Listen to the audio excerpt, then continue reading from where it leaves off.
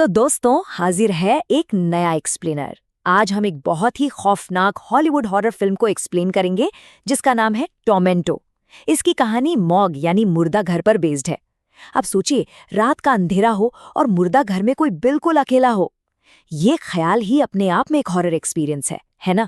तो चलिए बिना किसी देरी के इस कहानी की गहराई में उतरते हैं, जो सिर्फ डराते नहीं है बल्कि हमारे अंदर छुपे अपराध बोध यानी गिल्ट के बोझ को भी सामने लाती है। अब सबसे बड़ा सवाल ये उठता है कि असल में ज्यादा डरावना क्या है, कोई भूत प्रेत या फिर किसी गहरे राज का साइकोलॉजिकल टॉर्चर। चलिए इस सवाल के साथ कहानी में एंट्री लेते हैं। हमारी मेन कैरेक्टर का नाम है ब्रिंडा। वो अपने परिवार से दूर अकेली रहती है। लॉ की पढ़ाई करने के साथ साथ अपना खर्च निकालने के लिए वो एक सिक्योरिटी गार्ड की नौकरी भी करती है। उसका रूटीन इतना थका देने वाला है कि यहीं से इस पूरी खौफनाक घटना की नींव रखी जाती है। ब्रिंडा के इस उलझन को समझने के लिए उसके पिछले 24 घंटों को देखना बहुत जरूरी है। दिन में कॉलेज और रात में नाइट शिफ्ट, इस वजह से उसे सोने का टाइम ही नहीं मिलता था। हालत ये थी कि एक बार ड्यूटी करते हुए वो खड़ी खड़ी सो गई।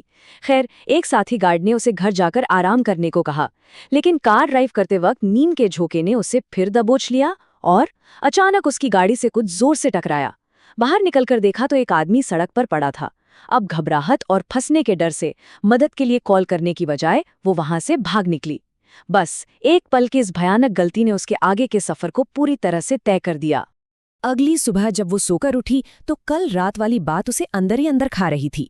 उसने फोन चेक किया तो देखा कि उसकी मां के 5 मिस कॉल्स थे।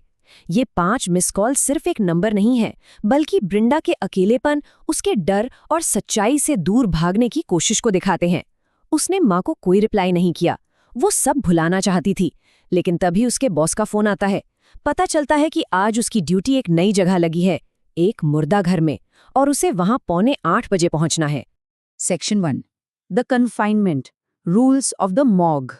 ठीक 7:45 पर ब्रिंडा मुर्दा घर पहुंच जाती है। वहां जो दिन वाला इंचार्ज था वो जाने से पहले उसे कुछ बहुत ही खास इंस्ट्रक्शंस देता है। पहला, सुरक्षा के लिए दी गई गन को दराज में लॉक कर देना, क्योंकि ब्रिंडा को इसे चलाना नहीं आता था। दूसरा, एक टूटी हुई खिड़की के तार को कसकर बांधना ताकि बिल्लियां अंदर आकर गंदगी न मचा सकें। और तीसरा, अपने कैबिन से मॉनिटर स्क्रीन्स पर नजर रखना। अब ध्यान देने वाली बात यह है कि ये इंस्ट्रक्शंस भले ही आम लगें, लेकिन असल में ये एक एक करके आने वाले खतरे की एक चेकलिस्ट तैयार कर रहे थे। एक ऐसा माहौल बन रहा था जहां हर एक बंद दरवाजा और हर एक स्क्रीन मौत का एक नया खेल दिखाने वाली थी। सेक्शन 2 द एस्केलेशन ऑफ टेला। गार्ड के जाने के बाद अब ब्रिंडा उस पूरे मुर्दा घर में बिल्कुल अकेली है। शुरुआत बहुत ही अजीब घटनाओं से होती है। वॉशरूम में हाथ धोते वक्त उसे लगता है जैसे किसी ने पीछे से उसका नाम पुकारा। फिर जब वो कैबिन में बैठी थी तो उसकी माँ का कॉल आता है। उसी फोन कॉल के दौरान बैकग्राउंड में एक रहस्यमयी तेज आवाज आती है, जिससे ब्रिंडा खौफजदा हो जाती है।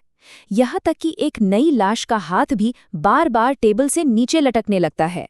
ब्रिंडा इन घटनाओं को मसल्स की अकड़न कहकर टालने की कोशिश करती है, जबकि अंदर ही अंदर उसका गिल्ट उसे अपने फोन पर हिट एंड रन केस में मिलने वाली सजा के बारे में सर्च करने पर मजबूर कर रहा था। लेकिन चीजें तब आउट ऑफ कंट्रोल हो जाती हैं जब मॉनिटर पर एक हुडी पहना हुआ अजनबी मुर्दाघर के बाहर खड़ा दिखाई देता है। ब्रिंडा अपनी दराज से गन निकालकर उसे भगाने जाती है। वो गन तानकर उसे वहां से जाने के लिए कहती है, लेकिन वो अजनबी मुड़ता है, एक अजीब सी मुस्कान देता है और पूछता है, क्या तुम जानती हो मैं कौन हूं? वो ब्रिंडा की गन से बिल्कुल नहीं डरता और देखते ही देखते वो एक ठोस दीवार के आर पार निकल जाता है। ये पल साफ कर देता है कि ब्रिंडा का सामना किसी आम इंसान से नहीं बल्कि किसी सुपरनैचुरल पावर से हो रहा है। अब ये सब देखकर मन में ये सवाल उठना लाजमी है कि क्या ये सब सिर्फ नींद की कमी के कारण हो रहा कोई हेलुसिनेशन था? खुद को शांत करने के लिए ब्रिंडा अपने बॉयफ्रेंड को टेक्स्ट करती है। वो गन के साथ एक फोटो मांगता है तो ब्रिंडा कैमरे का टाइमर सेट करके एक सेल्फी लेती है। लेकिन जब वो उस फोटो को देखती है तो उसके रोंगटे खड़े हो जाते हैं। उस तस्वीर में वो हुडी वाला एंटिटी ठीक उसके पीछे खड़ा था। पलटने पर वहां कोई नहीं होता, लेकिन सच्चाई अब छिपने वाली नहीं थी। Section 3 the cold room trap. अचानक मुर्दा घर की लाइटें झपकने लगती हैं और अलार्म बजने लगते हैं। ब्रिंडा मॉनिटर पर देखती है कि कोल्ड रूम का दरवाजा रहस्यमयी तरीके से खुला हुआ है, और जब वो अंदर झांकती है तो वो नई लाश अपनी जगह से गायब थी।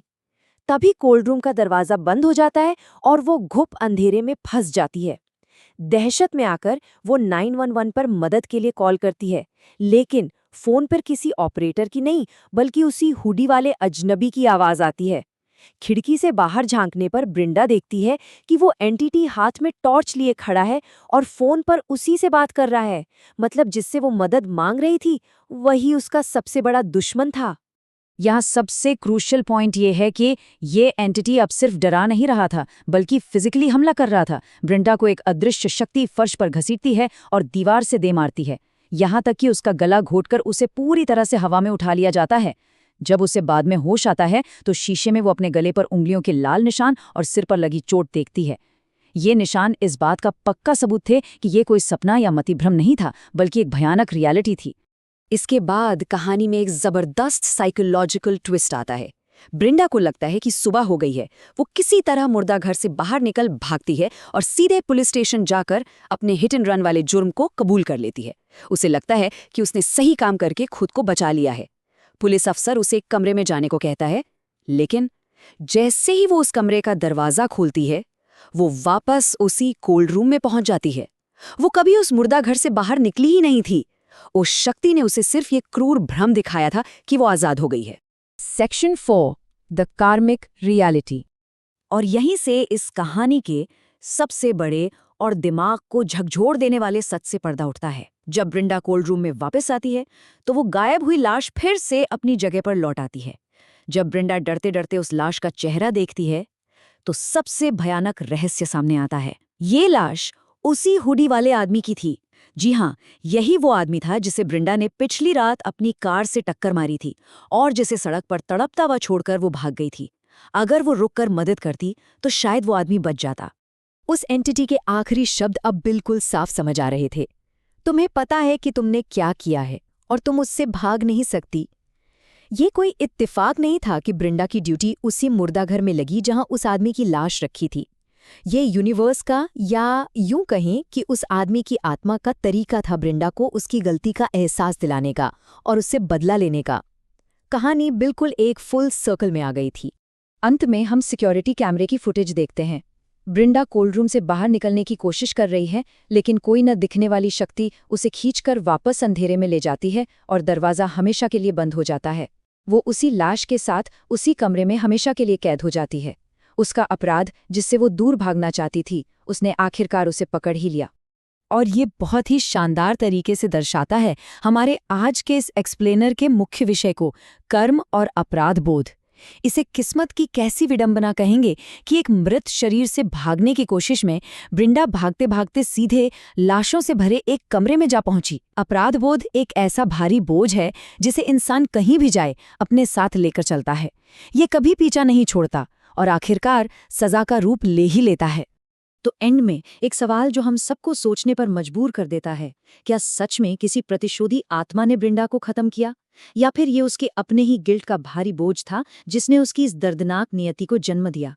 साइकोलॉजिकल सच्चाइयां और हमारे कर्मों के परिणाम कितनी गहराई तक हमारा पीछा कर सकते हैं, ये कहानी इसका एक जीता जागता और खौफनाक उदाहरण है। इसी विचार के साथ हम आज का ये एक्सप्लेनर यहीं समाप्त करते हैं।